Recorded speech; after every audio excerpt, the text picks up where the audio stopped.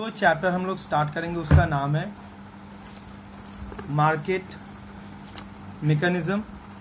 ठीक है, उसके बाद equilibrium price and quantity in A competitive market. जो वर्ड है, सब वर्ड का जो सिग्निफिकेंस है पहले वो सबको अच्छी तरीके से समझना होगा, तब जाके ये चैप्टर को हम लोग अच्छी तरीके से समझ पाएंगे। ठीक है, तो पहले कौन सा वर्ड आ रहा है? Market mechanism.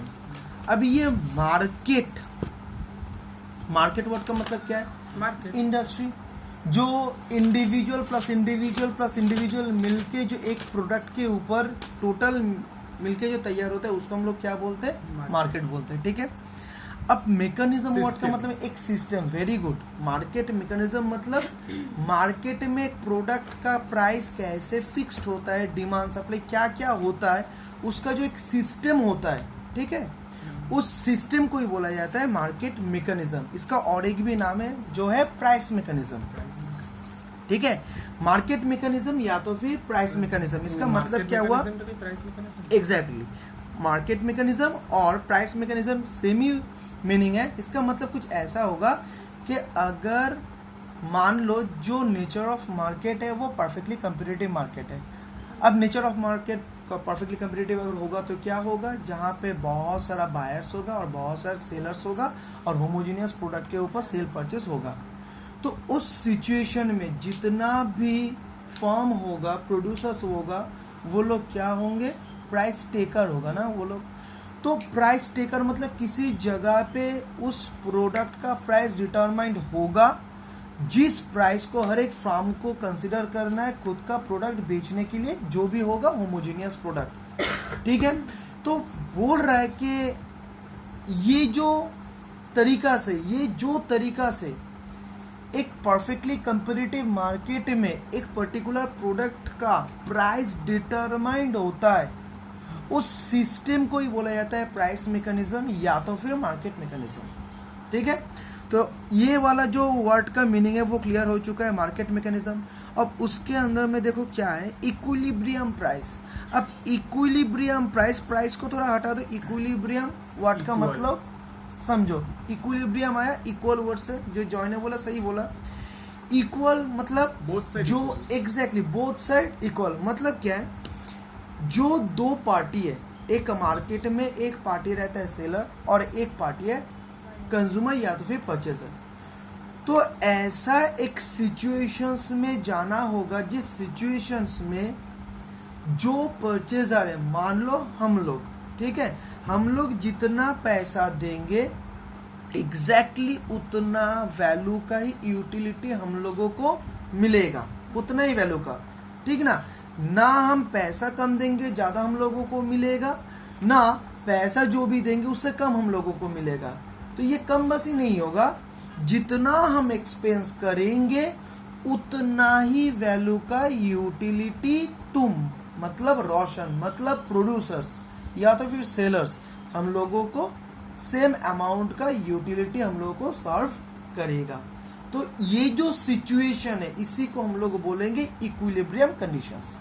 ठीक है, अब ये इक्विलिब्रियम कंडीशन से हम लोग और दो टर्म हम लोगों को मिलेगा, एक है प्राइस, एक है क्वांटिटी।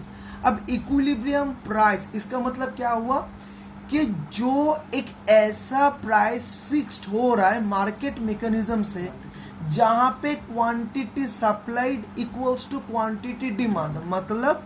मतलब जितना हम लोग मार्केट में डिमांड कर रहे हैं एक पर्टिकुलर प्रोडक्ट को, मार्केट में एग्जैक्टली उतना ही प्रोडक्ट सप्लाई कर रहा है कौन लोग? प्रोड्यूसर्स लोग।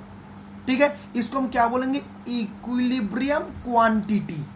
ठीक है, ये नहीं कि हम लोग ज्यादा मांग रहे हैं, प्रोड्यूसर्स लोग रोशन कम सप्लाई कर रहे हैं, या तो फिर हम लोग कम डिमांड कर रहे हैं और जो प्रोड्यूसर्स लोग हैं रोशन वो ज्यादा सप्लाई कर रहे हैं। ऐसा कुछ नहीं, कम बेसी नहीं। इक्विलिब्रियम में कभी भी कम बेसी नहीं होगा, वो हर समय सेम होगा। दोनों पार्टी का जो भी होगा वो एकदम इक्वल कंडीशंस में होगा। तो अगर एग्जैक्टली जितना डिमांड उतना ही सप्लाई। वेरी गुड भैया। तो इसीलिए जो इक्विलिब्रियम क्वांटिटी है इसका मतलब क्या होगा? जितना क्वांटिटी ऑफ डिमांड उतना ही सप्लाई, ये हुआ ये इक्विलिब्रियम क्वांटिटी। और प्राइस क्या होगा? जो प्राइस हो कंडीशन फिक्स एग्जैक्टली जिस प्राइस में वो कंडीशन फिक्स्ड होता है। कौन सा conditions? Demand equals to supply, अर्थात market demand equals to market supply.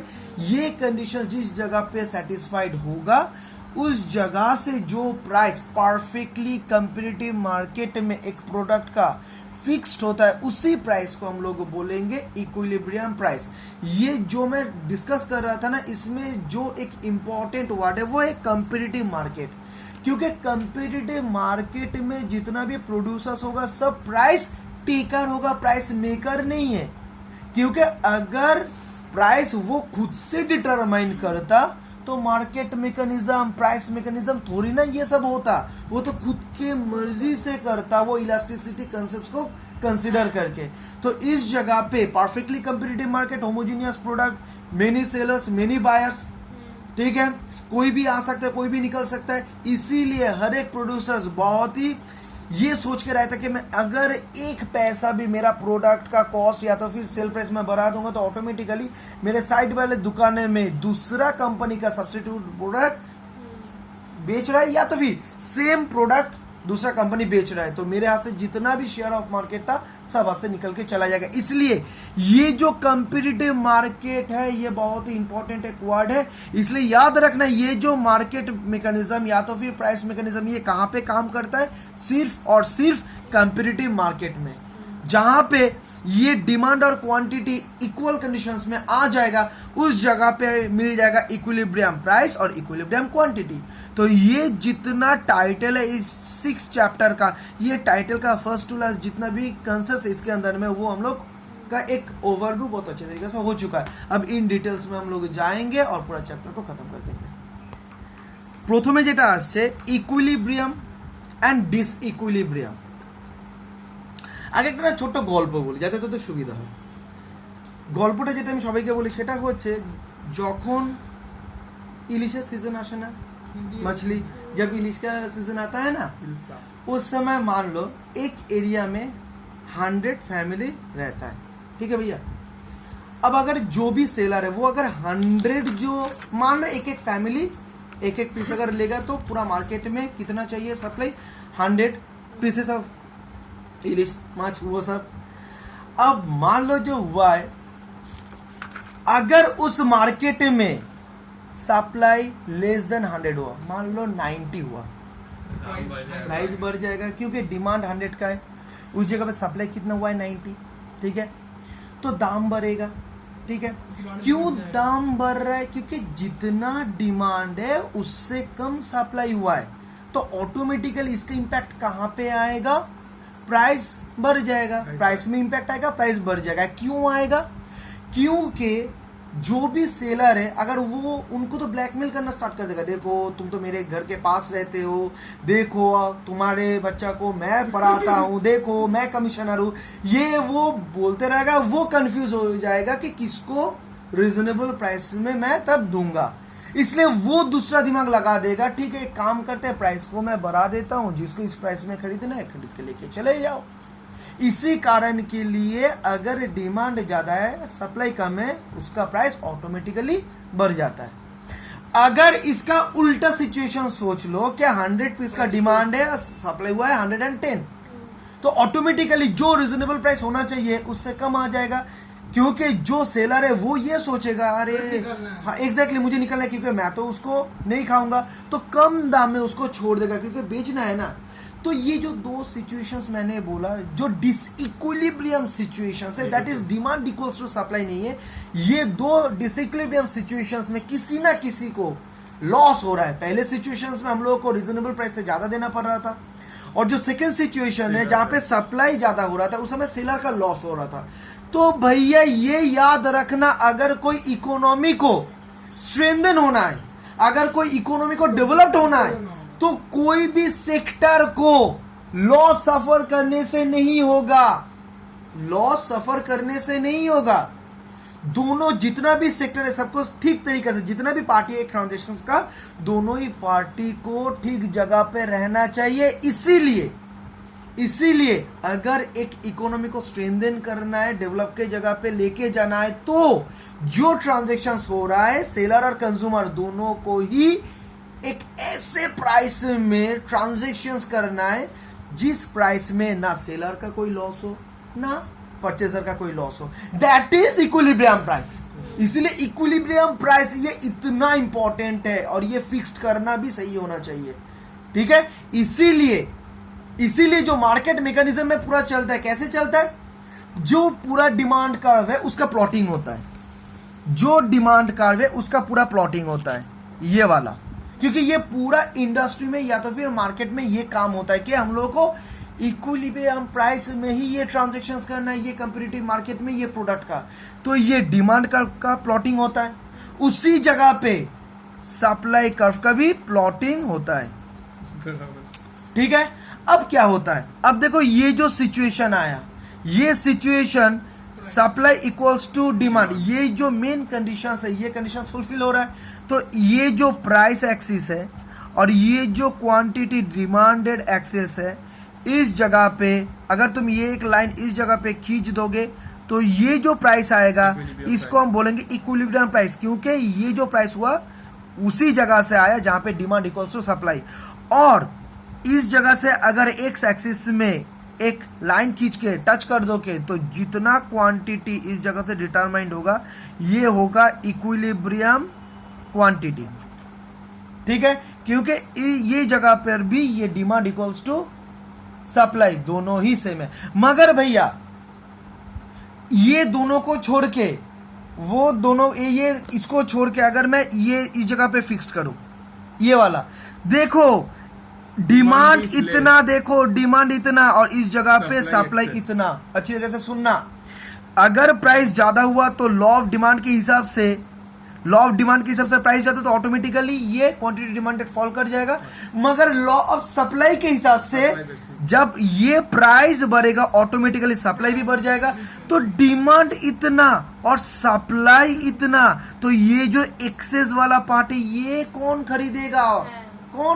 खरीदने के लिए कोई नहीं रहेगा। अगर इसका उल्टा भी कर लोगे, अब ये सिचुएशन में मान लो जब प्राइस ड्रॉप हुआ है, तो टच कर दो इस जगह पे, तो देखो जब प्राइस कम हो चुका है उस समय में इस जगह पे सप्लाई हो रहा है, ये तो सप्लाई कर्व है ना, अच्छी तरह से थोड़ा एक बार देखना, ये सप्लाई कर्व है और इस जगह पे मैंने जो लाइन खींचा, ठीक है, तो इस जगह पे सप्लाई कर्व को टच किया, तो जब प्राइस कम तो लॉ ऑफ सप्लाई के हिसाब से सप्लाई होगा इतना से इतना, ঠিক না? একটা অন্য গ্রাফ। আচ্ছা এখানে যদি নতুন একটা করি তাহলে কি এটা ডিমান্ড কার্ভ, এটা সাপ্লাই কার্ভ, ये था इक्विलिब्रियम प्राइस, ये था इक्विलिब्रियम क्वांटिटी। अब मान लो ये प्राइस अगर ड्रॉप हो गया तो लॉ ऑफ सप्लाई के हिसाब से ऑटोमेटिकली सप्लाई भी कम हो जाएगा, मगर उस समय पे लॉ ऑफ डिमांड के हिसाब से डिमांड ज्यादा हो जाएगा।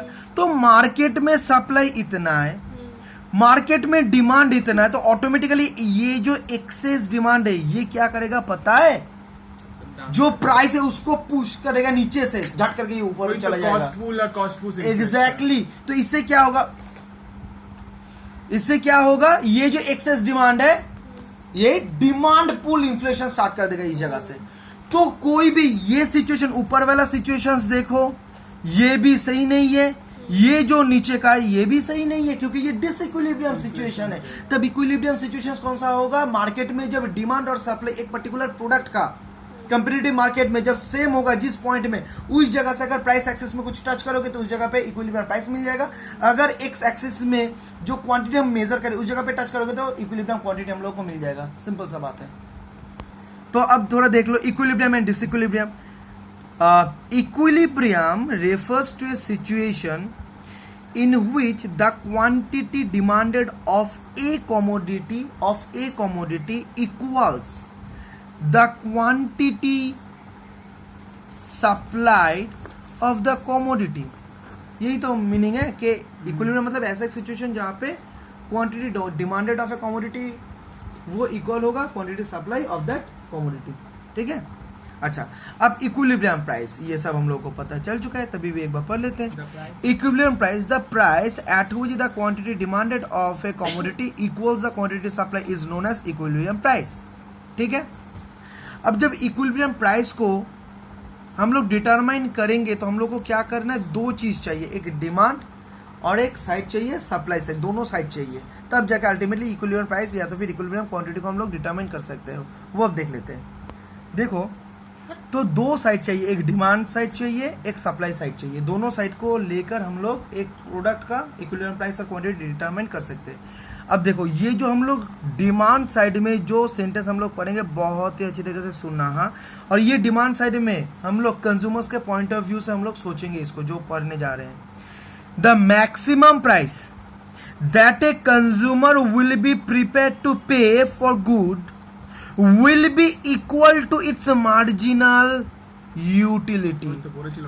एग्जैक्टली मतलब क्या हुआ, जो 2 मिनट पहले हम लोग डिस्कस किए थे कि कंज्यूमर ये चाहता है कि मैंने रोशन को इतना पैसा दिया, तो रोशन मैंने जितना पैसा तुम्हें दिया उतना वैल्यू का ही गुड्स, दैट इज वैल्यू मतलब कि यूटिलिटी, जो चीज मैं तुमसे खरीदूंगा और मेरा जो डिमांड है वो सेटिस्फाइड होगा। तो satisfying power of a commodity is known as utility ना। तो इसलिए मैं बोल रहा हूं मैं तुम्हें जितना पैसा दूंगा उस प्रोडक्ट से जितना वैल्यू का यूटिलिटी मुझे मिलेगा वो हर समय क्या चाहिए, इक्वल चाहिए, ना ज्यादा चाहिए ना कम चाहिए। अगर ज्यादा मिल जाएगा तो तुम्हारा लॉस, अगर कम मिल जाएगा तो मेरा लॉस, तो वो कभी भी इक्विलिब्रियम नहीं कंडीशंस होगा। ठीक है, देखो और एक बार, the maximum price that a consumer will be prepared to pay for a good will be equal to his marginal utility। marginal utility और मैं बोलता हूँ marginal utility का मतलब क्या है, marginal मतलब लास्ट क्लास में जो हुआ है एडिशन ऑफ 1 यूनिट, ठीक है, 1 इंपॉर्टेंट वर्ड है 1, और एक प्रोडक्ट मैंने कंज्यूम किया, उस कंजम्पशन से मुझे कितना सेटिस्फेक्शन मिला, वही होगा मार्जिनल यूटिलिटी। तो इसीलिए कंज्यूमर सोचेगा मैं इतना पैसा दे रहा हूं, उस प्रोडक्ट से मुझे जितना यूटिलिटी मिल रहा है वही होगा उस प्रोडक्ट का मार्जिनल यूटिलिटी। जैसे लास्ट क्लास में मार्जिनल कॉस्ट था, इस जगह पे क्या है, मार्जिनल यूटिलिटी। ठीक है, देखो marginal utility is the additional utility which the consumer get due to consumption of 1 more unit of the commodity, 1 more unit of commodity। marginal utility sets the highest price limit of the commodity, और यही marginal utility fix करता है कि इस product का maximum price कितना हो सकता है। ऑब्वियसली शेयर मार्केट में अगर आओगे, अगर एग्जांपल लोगे, तो ये जो शेयर मार्केट का दाम जो बढ़ता है, एक शेयर्स का दाम बढ़ता है, कौन बढ़ाता है, ऑब्वियसली कंज्यूमर लोग। वो ये सोचते हैं अगर मैं इस शेयर्स को इतना में भी खरीदूंगा तो भी सही है, तो वो बोलता है ठीक है दाम बढ़ा ना, तो भी मैं वो देने के लिए, पैसा देने के लिए मैं राजी हूं। तो यही बोलता है कि मार्जिनल यूटिलिटी अल्टीमेटली ये डिसाइड करता है कि इसका हाईएस्ट प्राइस कितना होगा। जैसे अगर मुझे लग रहा है कि ये जो शेयर प्राइस है ये बहुत ही ज्यादा बढ़ चुका है, उसमें उतना यूटिलिटी नहीं है, वो 1 सेकेंड लगेगा ऊपर से नीचे आने तक, क्योंकि सब कंज्यूमर तो यही सोचेगा अरे क्या इसका कितना वैल्यू है कंपनी का, ये कहां पे चला गया है, ये सही नहीं है, 2 मिनट के बाद ये गिर जाएगा। इसलिए जो मार्जिनल यूटिलिटी है वही डिसाइड करता है एक प्रोडक्ट का मैक्सिमम प्राइस कितना हो सकता है, हम लोग देने के लिए कितना राजी है, वही तो मैक्सिमम प्राइस होगा, उसके ऊपर हम देंगे नहीं, अगर चले भी जाए और घट सकते से नीचे आ जाएगा, कोई प्रॉब्लम है। अच्छा नेक्स्ट, अब सप्लाई साइड, अब इसको किसके पॉइंट ऑफ व्यू से सोचना है, प्रोड्यूसर्स के पॉइंट ऑफ व्यू से। They have a minimum limit of price at which they offer a good for sale। अब इनको चाहिए कि अगर मैं ज्यादा मैक्सिमम प्राइस चार्ज कर दूंगा तो मेरे पास कोई आएगा नहीं, मगर मुझे मिनिमम इतना प्राइस में सेल करना है जहां पे मेरा कॉस्ट प्लस प्रॉफिट रिकवरी हो जाए, ठीक ना। वही बोल रहा है they have a minimum limit of price at which they offer a good for sale। Seller have to incur some cost in production a commodity, they must therefore get at least that much price for the commodity which is equals to its marginal cost of production। जैसे हम लोग जब खरीदने जाएंगे हम लोग को क्या चाहिए, मार्जिनल यूटिलिटी।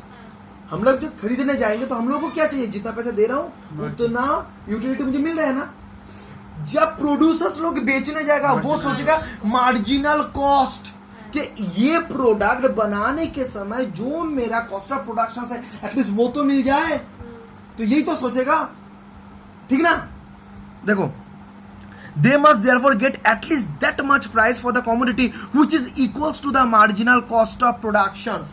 ठीक है, marginal cost is therefore the lowest limit of the price। obviously marginal cost at least मुझे प्रॉफिट नहीं चाहिए, मुझे जो प्रोडक्शंस में लगाए वो मुझे मिल जाए, अब सुनना, ये बहुत जगह से क्वेश्चन आ सकता है। मार्जिनल यूटिलिटी फिक्स करता है हाईएस्ट प्राइस एक प्रोडक्ट का, और मार्जिनल कॉस्ट ऑफ प्रोडक्शन ये फिक्स करता है minimum price of a commodity, के मिनिमम इतना तो मिल जाए। ये सब दिमाग में रखना, ये सब कॉन्सेप्ट्स, ठीक है।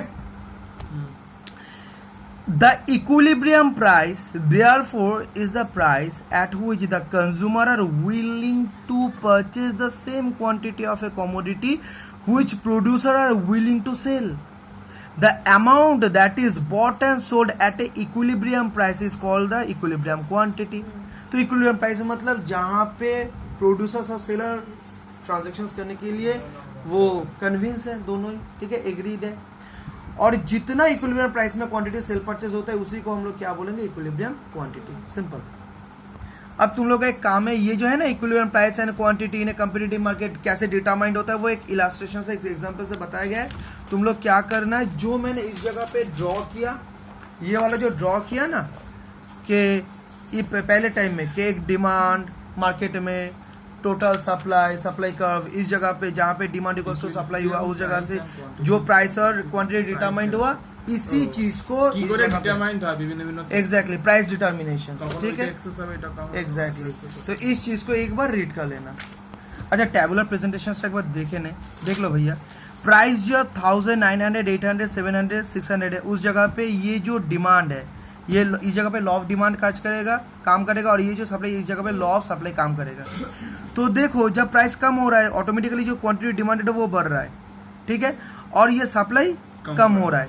तो इस जगह पे जब 1000 था, उस समय डिमांड कितना था, 30, मगर सप्लाई था 56, तो एक्सेस सप्लाई, ठीक है। इसका इंपैक्ट कहाँ पे आएगा, इफेक्ट ऑन प्राइस। देखो, अगर एक्सेस सप्लाई होगा तो ऑटोमेटिकली इसका प्राइस गिर जाएगा।